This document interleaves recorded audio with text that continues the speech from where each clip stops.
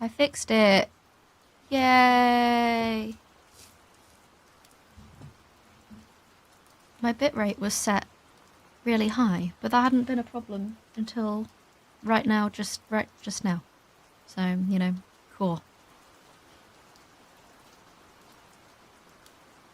I think anyone who turned up for the stream has now gone, because everything was broken for a very long time.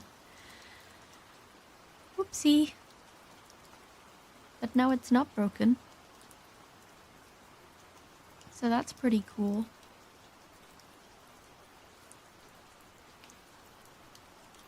Hooray!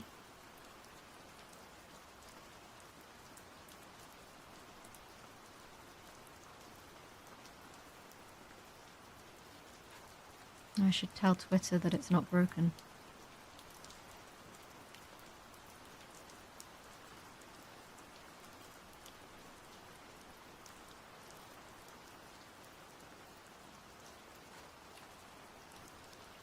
I fixed it. Yay! Drink water. I'm cold. Put on blanket. I tried to wear blanket for the stream, but I don't know if I'm just too tired. I couldn't attach it in a way that wasn't crazy. It was just going like 360, like woo woo woo woo woo woo. No, I don't know.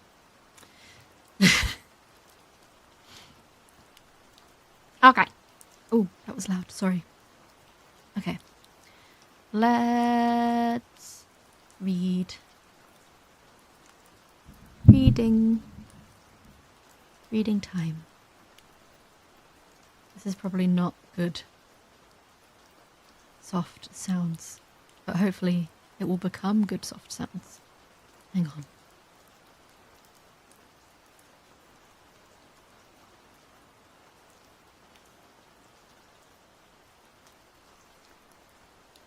I really need a better mic arm. It is very jank. Okay. Alright, so last time we read a story about someone trying to get home from a baseball game, and then they were dead, and there was a man following them, but then they were undead. Undead, I mean alive.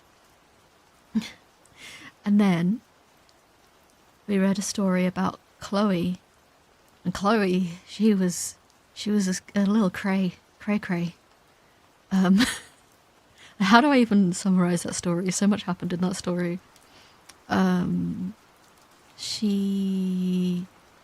Okay, so she never had any friends, and then one day she was at a computer conference, even though she doesn't work in computers, she just went. And she saw Steve, and the guy Steve, she was like, whoa, Steve's hot.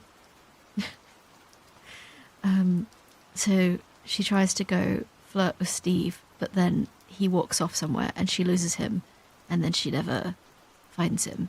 So then she's depressed. So she goes to, what do you call those things? It's like a weird seminar. For anyone, where the guy was like, you can travel in time and be immortal, and she was like, sweet, let's do it. And he sends her back in time, and then she meets Steve again, but she makes sure that he doesn't walk away this time.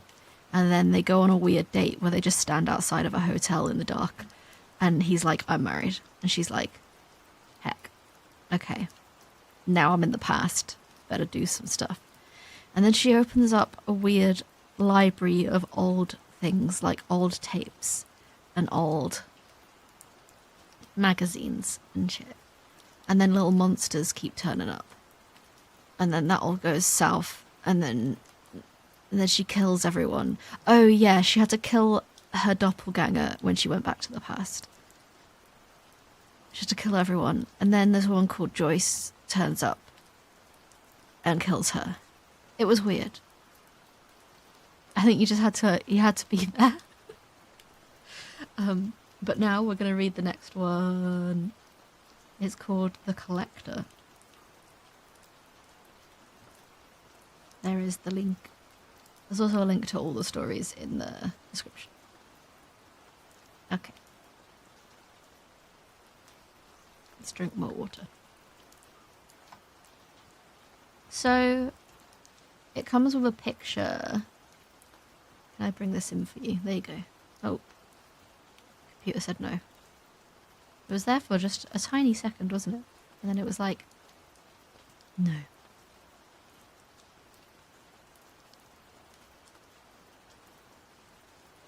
Oh, it did it again. It was just like, boop. No, I don't want to be here. We can do it a different way. That's okay.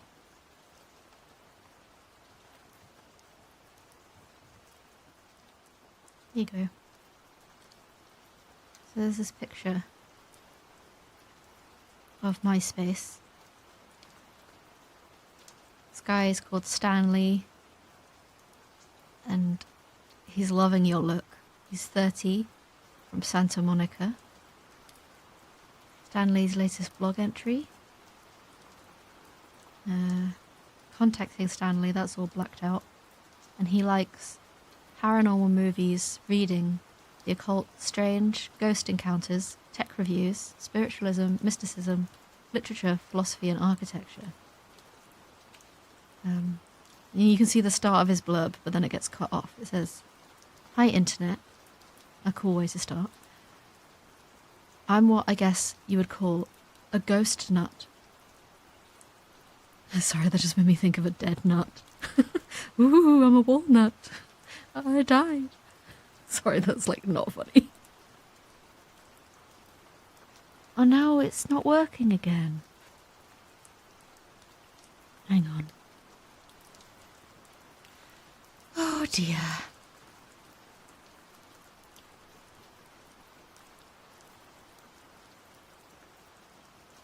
Hopefully that will make it happy. Okay. I'm what some of, I guess you would call a ghost nut. I've spent years looking for evidence of the paranormal.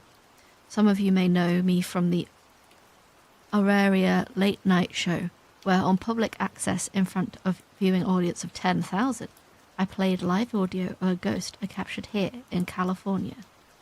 And then I'm not sure I can guess what the rest of it says. If I make it bigger. California highlights of, yeah. Okay.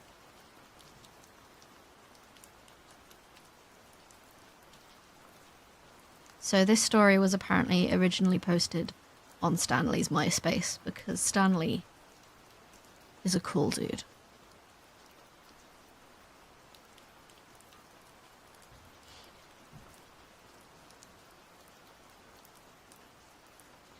Hey there everyone.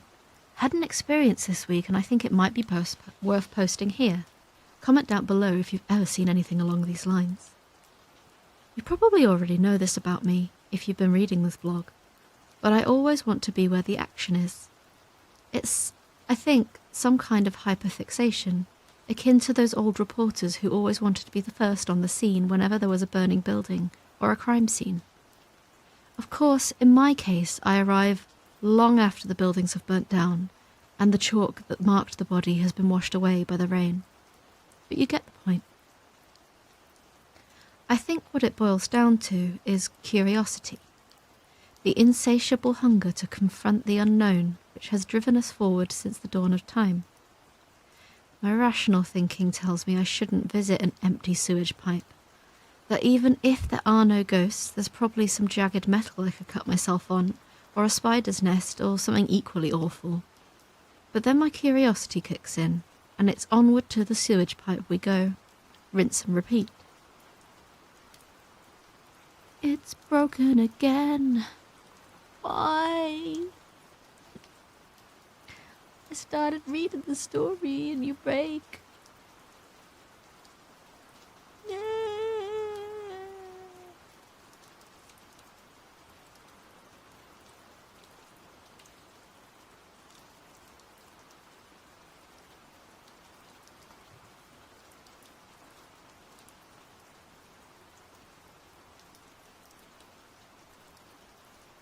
I don't understand streaming to YouTube. That doesn't help.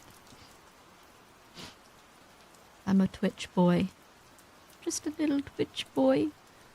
Help. Please. It dropped so many frames.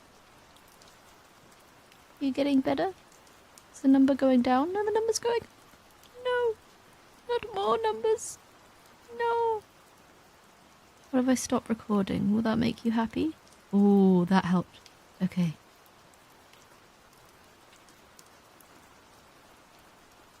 Oh, he's dead happy with that. Okay. Right. Steve goes to sewage pipe. I'll just cut that bit out if I re-upload this. I usually go on a couple expeditions a year. It takes a lot of resources. Film and audio equipment, spectrograms, which for whatever reason seem to be everybody's favourite. And, of course, enough motels and food. Oh, I see. And, of course, enough for motels and food. A lot of that which comes from donations I've got from you. Reading this blog right now, so thanks for that. I try to give you guys satisfactory results. Not concrete evidence, but something. I always have to get something. Anyway, this year I already went to DeVry Compound in Melrose. You can find my account of that trip on the next page. But for now, I'd like to tell you about my exhibition to the abandoned Harcourt Theatre in Woodhaven, Michigan. The theatre, built in 1936, has, like many other buildings nationwide, fallen prey to entropy. 6 years ago, it was burned. Nobody knows exactly how the fire started. However, local folklore states that the owner started the fire himself. The building has, for obvious reasons, failed to acquire landmark status, and as such, by the time I got there, it was scheduled for demolition the following month. There was no fence around it, though, and nobody around, and I decided it was likely my only chance to get to explore the structure before it was entirely gone from the face of the earth. The building itself is only half of what it used to be, made for the most part out of bricks and mortar, now turned ash black. It's set back in a row of similarly useless buildings, all with foreclosure signs across the front. I arrived around 7 p.m, right when the sun was going down. The carpet was wet, a lot of water damage because the roof is actually caving in some places. In the front it's completely open, giving you a panoramic view of the sky. It was honestly surreal to step into a building this ruined. Everywhere you saw things that would otherwise be normal. The popcorn machine had given into the heat, glass spewed all over, the remnants of 6-year-old popcorn scattered around. All the posters were beyond recognition, peeling and flaking, and the main desk was completely gone. I guess it had been wood, but now there was just a rectangular formation of ash. Like I said, absolutely surreal. By this point, visibility is dropping, so I get my flashlight out and point it directly at the back, where the auditoriums are. I also get out my camera and turn on the flash, and start taking pictures at the 10-second intervals while I walk forward. It's important in a place like this that you keep taking as many pictures as possible, and as often as possible. The more pictures, the higher likelihood you'll catch something. Oh boy, that's a lot of photos to look at though afterwards, isn't it? I guess you've got to be really devoted. The first auditorium I step into is strangely quiet, and the kind of death knell you can only encounter in an area this devoid of activity. And the seats seem to stretch onwards in rows and columns ad infinitum. I'm really bad at saying that word. Stretch onwards in rows and columns ad infinitum. The screen is tattered and beaten, worn from the storms which have pelted it. I sit down in one of those battered recliners and catch my breath. The camera is still on good battery. I point the flashlight directly ahead and its beams glint off the particulate. This is where it gets odd, folks. Hey, this is where it gets odd, folks. Like and subscribe. That's the vibe it's giving me. Sorry. Okay. But place did have some kind of presence. Breath on my neck. I whirl around and stand up. Leg feels faint. Nobody there. Footsteps which seem to sound down the aisle, back towards the entrance. I wasn't alone. Something exhaled on me. It was not often my arms started to feel like a block of ice, but I warmed them up and proceeded out of the auditorium. Whatever it was that had left, by now it was... Oh, I see. Whatever it was had left. By now it was night, so I turned my flashlight up to its maximum setting. I tried some of the other auditoriums, and a lot of them were completely gone. Naught save sticks and rubble. I was about to leave when one of them caught my eye. Room C, if memory serves. Through the room labels were coated in soot and nigh impossible to make out in the limited visibility. The door was broken off its hinge and tilted askew. It gave way to a massive cinematic cave at least 70 feet high, and the seats in the back so far from the screen up front that I wondered how anyone sitting back there was supposed to watch the movie. It seemed impossible. This screen was in much better condition, save for one corner which had been singed by the left wall. It was still intact. A vacant slate, a blank grey monolith that careened upwards in the field of my vision. Fingers on my arm again. The sensation was unmistakable. So my heart skips a beat. I turn around and there's no one there, but there is something. Spots made of little flashing debris. Debris the size of rice. They flicker, alternate between stark white and deep jet black, and they also seem to glow in the dark. I reach down and touch the substance. It's a liquid composed of those little electric black and white things. They move and crackle like a hive of insects, and they feel moist but also give your fingers a little shock, like those novelty chewing gum things. I'm not sure I would describe it as painful. Whatever the residue is, it looks like static, like TV static. Like someone sliced open a television set and disemboweled it and spilling its innards onto the floor. I don't know how else to describe it. It leads up in a trail to the projection room, so, against my better judgment, I shamble up the stairs in the back, holding the wall and sticking close to it. 5 feet to the projection room. Never been in one of these before. I always wondered how they looked, and how it would feel to watch a movie from up here as the projector is spinning and performing its illuminated magic for the assembled crowd of hundreds below.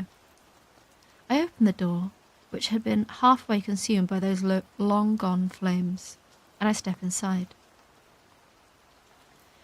Sitting there on the projector is a VHS tape, and all around me is this crackling substance, this wet chaos. It floats in the air, some of it. Another bit sticks to my shoes, and I approach the projector, which has been eaten away by rust during this long 6-year interval. This is the VHS tape. There's a photo. It's not very interesting. It's of a VHS tape, and it's got a handwritten label that says, Joyce. I decided to take it. If I don't, nobody else will. So now I'm running out of this room full of this substance, and at the time I was scared it might have been radioactive. Cassette tucked under my arm, and I stepped over all the rubble and assorted debris, and run for the exit like hell. That's weird. He's just very suddenly scared. He's like, whoa, let's go. Okay. And if someone got lost in here, really and truly lost, they would probably wander around before collapsing and starving. Luckily, with a shake of the light, I'm able to resuscitate the batteries. I scramble out the front, picking my way across the heap of discarded refuse. And then I'm back on the street. I turned the tape over a few times in my hand, bent down to see if any of the stuff was on me. There was a little bit, but it was fading, becoming less vibrant.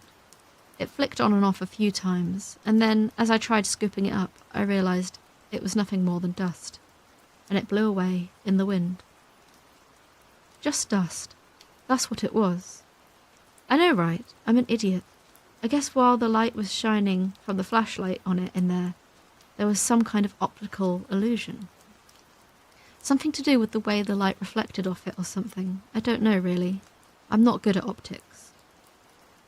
I drove to a Denny's a few miles down the highway because it was the only place open this late, and I got a coffee to keep me awake for the drive back. My nerves needed some refreshment. I was exhausted.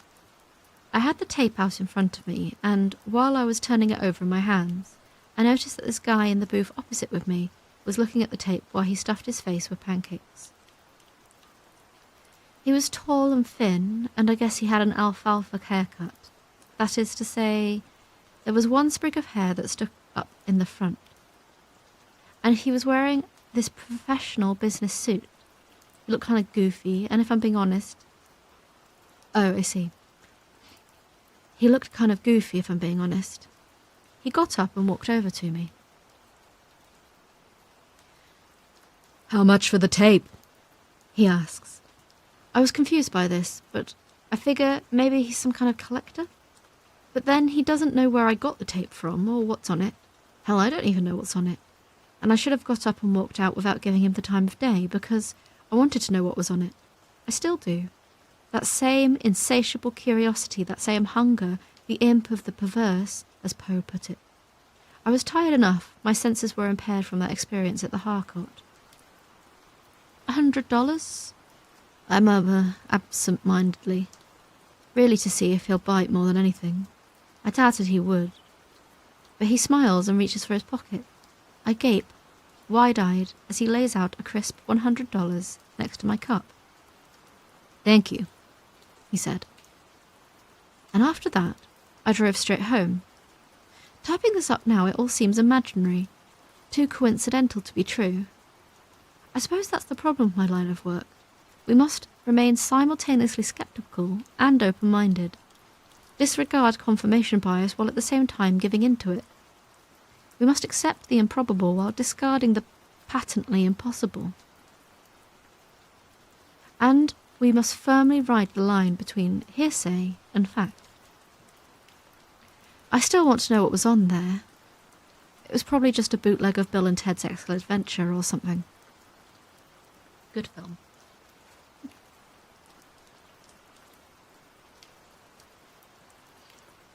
Sorry, my model looks so crazy when I drink. And it's just sucking from a straw and it's just like... that's the end of that story. Yeah, so... I guess the suit guy recognized the tape, but like... It's a coincidence they were in the same place. Or was he like stalking them? Because that's... a scary time.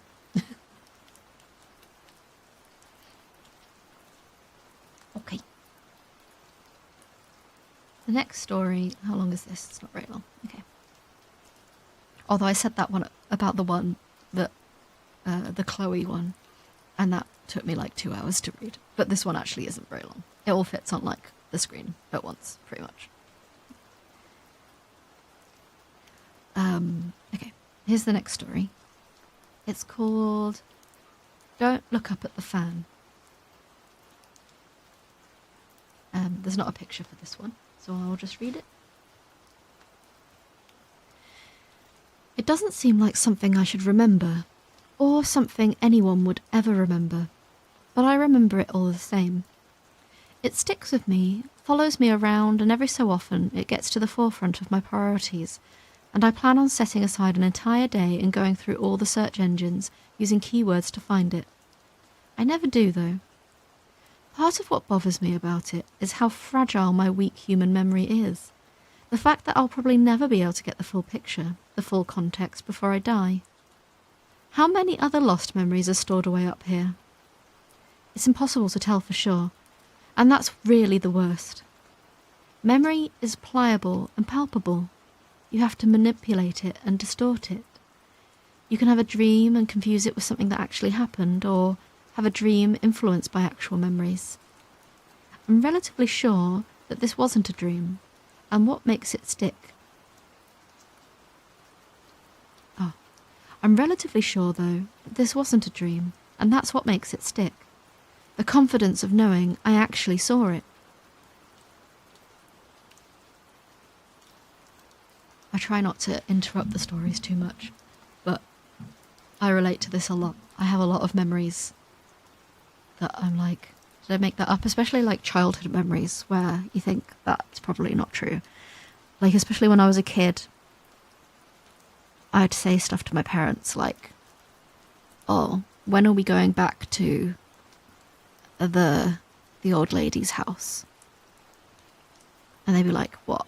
And I'd be like, oh, you remember that house? Like, as we were driving past it. I'd point at it. And I was like, we used to go to that house. When are we going back? And my parents would be like, we've never been to that house. And I was like such a strong daydreamer that I daydreamed going to that house when we went past it so many times before, because it was on a regular route that we did. And I was convinced that I'd been. So I feel like my brain does that to me too.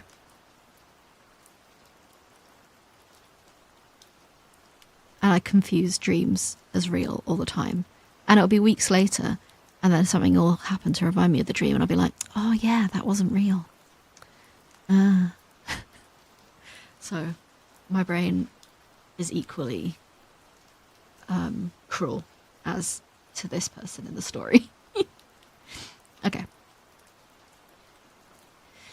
This was around the time video rental was big. I got it from a video shop that's since closed down. I know for a fact it wasn't on DVD because this is before DVD got very popular.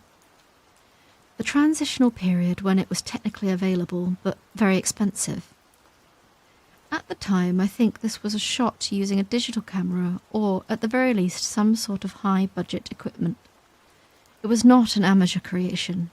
It was crafted with intention and direction, and the people involved, whoever they are laughing to their grades. It opens on what looks to be a Vegas skyline. Whether it was Vegas or a similar desert city, I can't say. Only that it was vaguely of the American Southwest and only that it was vaguely of the American Southwest and had the captivating allure of bright collection of jewels late at night.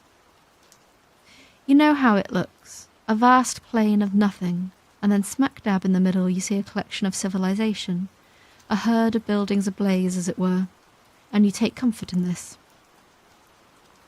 Somehow the skyline was not comforting. In the distance were the ambient noises, trucks getting refueled, casino chatter. The camera pans down from the sky to the buildings. Slowly, and as it does, we get closer to the lights, until the physical presence of the city becomes overwhelming. It is the front and centre, and it rushes at you with a grueling wide shot. Finally, the camera settles on a roadside motel, not necessarily located near the city limits, but close enough as to feel remote and distant. And you watch out this motel through time and distance, and its neon lights are in full fury.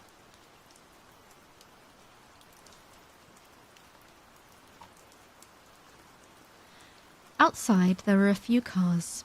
One pulls out, leaving a vacant spot.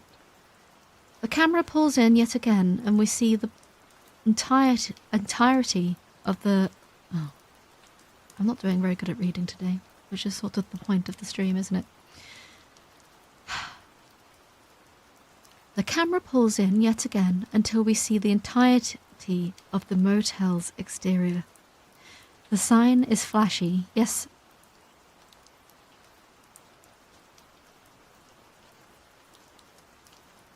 The sign is flashy, yet tactful, maintaining a healthy balance between the overt and the blunt.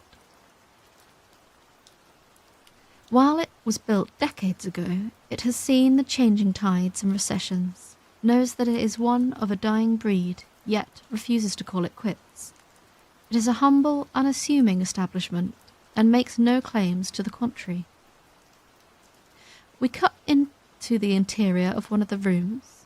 It is decorated in typical garb of the period, state-of-the-art television display with satellite hookup, stocked fridge and thoroughly washed linens. The room is structurally low. Its ceiling is oppressive and present. You could reach up and feel the ceiling. There's only one floor to the motel.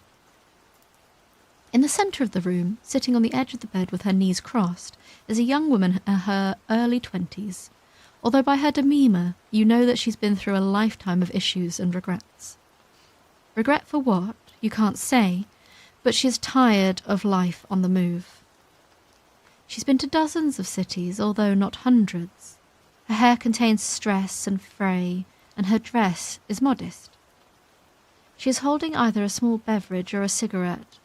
Probably not a cigarette, but the room is filled with smoke and an aura of times gone by. This is not her destination, but it may as well be. Despite her demeanour, she seems relatively calm, collected, relaxed and accustomed to her environments. She also seems to carry with her an integral scrap of intent. That is to say, she has things to do, places to go and people to see. It is now that the nocturnal absence... I can't read. It is now that the nocturnal ambience of the exterior fades out and our focus is drawn to the lighting of the room. There is perhaps one light bulb with one of those old-fashioned beaded pull cords directly above the bed. It frames her in such a way that she appears isolated from the other corners of the room, the entrance to the bathroom and the window behind her. Like a spotlight, the naked bulbs makes her stand out in sharp contrast to the inhuman and industrial things shown until the present moment. She is a human presence.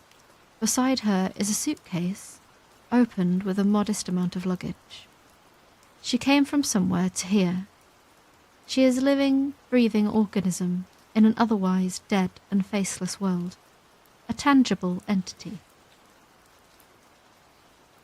As with the cityscape, however, there is no comfort or solace in the scene, because above her is a rotating ceiling fan operated, I assume, by a similar pull cord, and it cuts the light from the bulb into thin ribbons which drift hypnotically over her face, shreds the clarity into confusion, and tosses the scene into a perceived conflict. The fan is only a fan, nothing more, nothing less, made from cheap plastic, born in a sterile processing plant. It will one day end up in a landfill. Today, however, it is an antagonist. It is not haunted, and it has no spirits or demons inside. Nor is the motel itself haunted by necessity. The framing of the fan, the creative decisions taken to present the fan as a whirring vortex of destruction, are all that turns it from a mere appliance into a presence seen and felt, something raw and alive with animal energy. It pulses. This is another factor that grows as the distant lights of the city outside diminish. The noise of the fan, powered by fuses and generators, transitioning in and out from a growl to a purr, a hum one could call it. Ambient only with the magnitude levied its way. With the steps taken, it becomes more than a fan. It becomes a demon from the pits of hell, a mystery never solved, a question without an answer. Its physical form gives way to something much less surface level, more innate, obscured behind the fan's unassuming demeanour.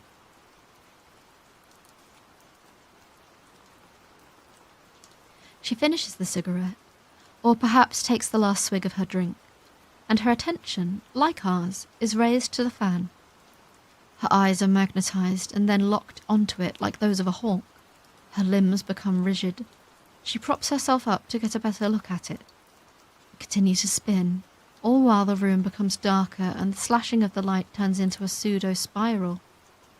She remains steadfast and looks up at the blades turning, one after the other, rounding the corner in a derby of kinetic prowess. The camera now focuses exclusively on two things: her face and the blades of the fan. As the film turns the fan into a monster, it too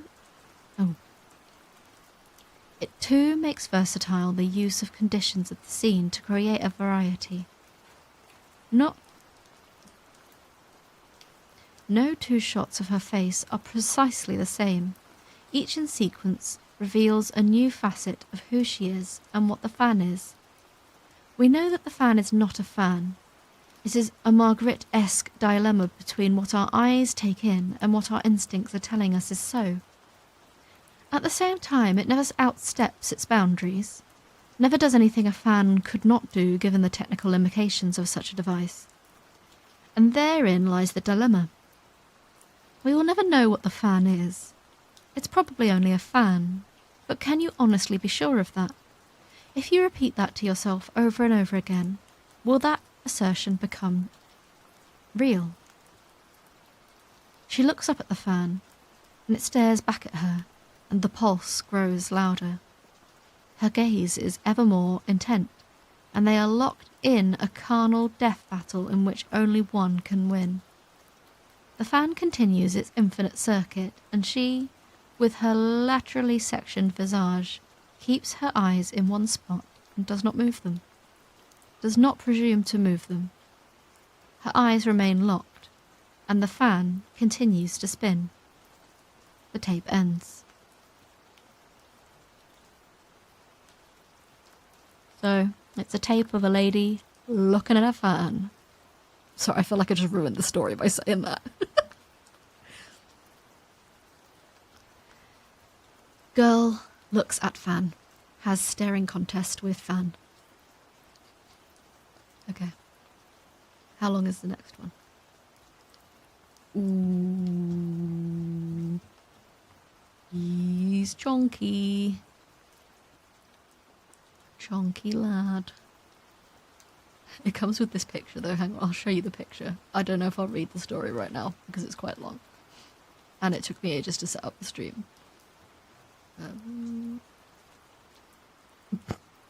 Oh, it's massive. Hang on. Whee!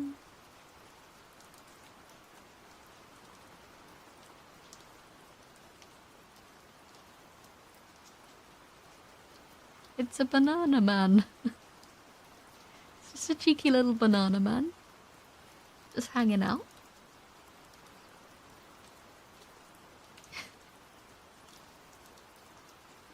Here he is. The banana man. Oh, I want to read the next story because I don't want to read them out of order. But it is very long. How many words is it? Oh, I'm scrolling for that whole time. Okay. How many words is it?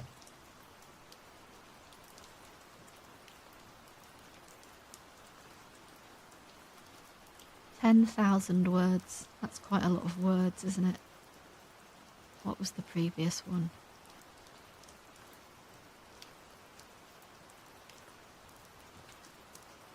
Previous one was only 1,400 words. I better not read a 10,000 word story or we'll be here forever. Ugh, I'm annoyed that it took me so long to get the stream to work. It's still looking a little bit dodgy, to be honest, but, you know, it's working, so that's what matters. I don't know, maybe I could read half of it?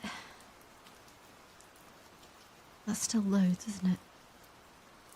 But I want to read them in order. Oh, it's set up into sections. So maybe I could just read some sections and we'll just have to remember which one we get up to.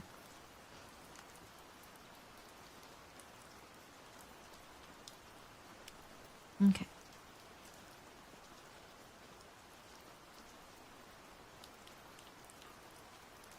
Okay, I'll probably read 3 sections, because that doesn't seem too bad. Here's the story. And, just a reminder. Banana Man. That's the picture.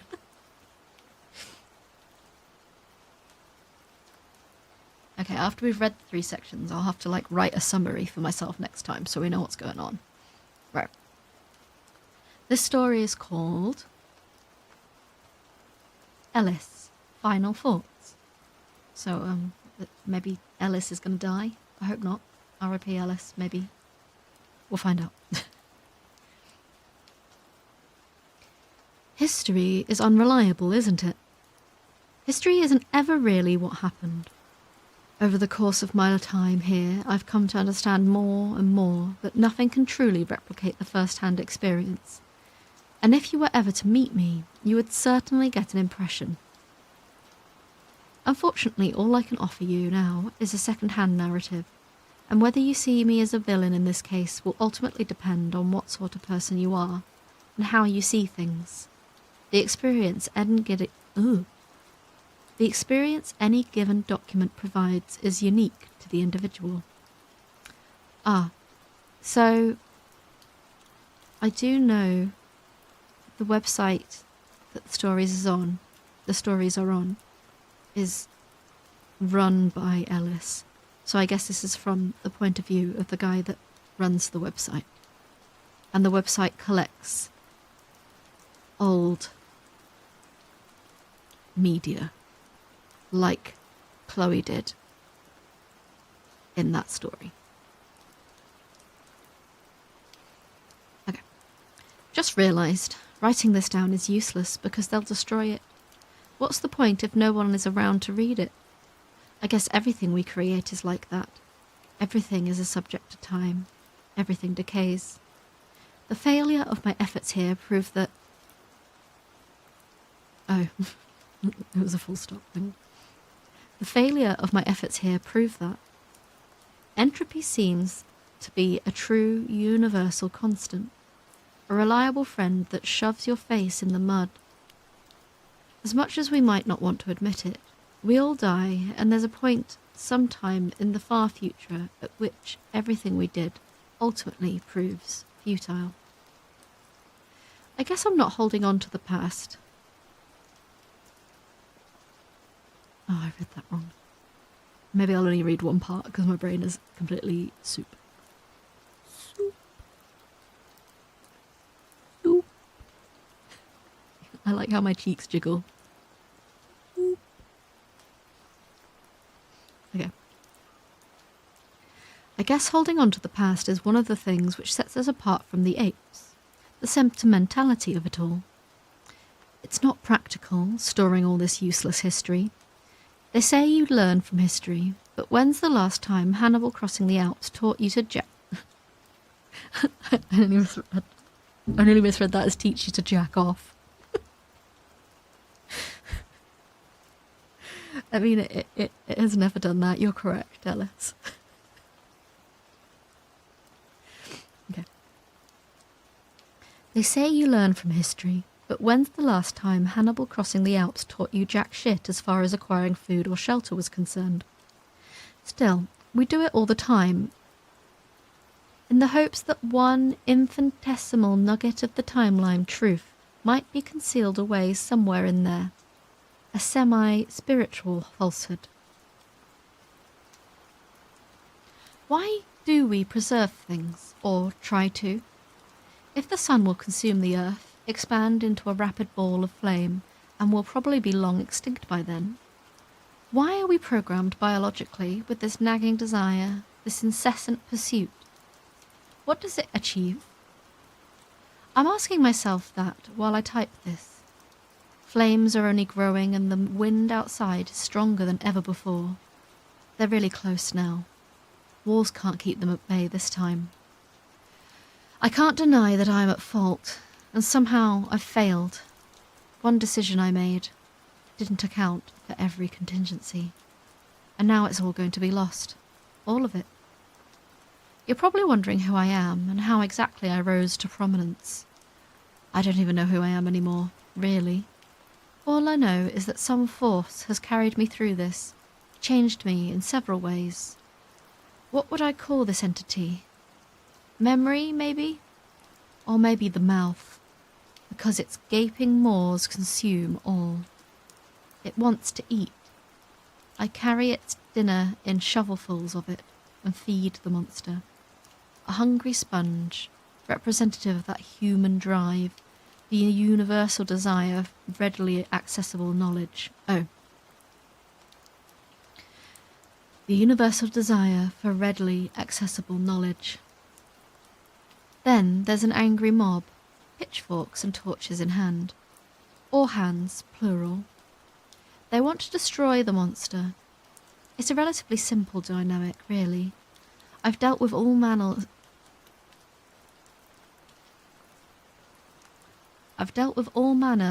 of rabble, human or otherwise. I've studied them and looked them in the eye and squared off against them for as long as possible. There is, however, as with all things, a breaking point, a pivotal moment, and that pivotal moment is now. I write this on the 31st of October, 2022, and outside the others are gathering.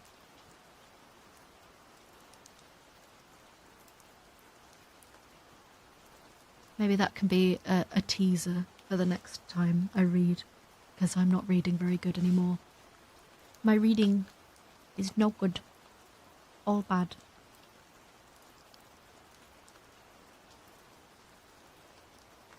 Bouncy, bouncy eyes. Bouncy, bouncy. Bouncy, bouncy. Ooh, what a good time. Bouncy, bouncy. Shoes all in a line. Bouncy, bouncy. Ooh, I could touch the sky.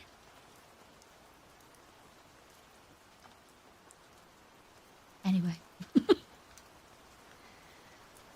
I'll stop now. I'm gonna see if my stream dropping has made like 10 million videos on my YouTube channel. Let's find out. I don't know if anyone joined me this evening, but if you're watching this back later, I hope you enjoy it, even though it's just a little short one. And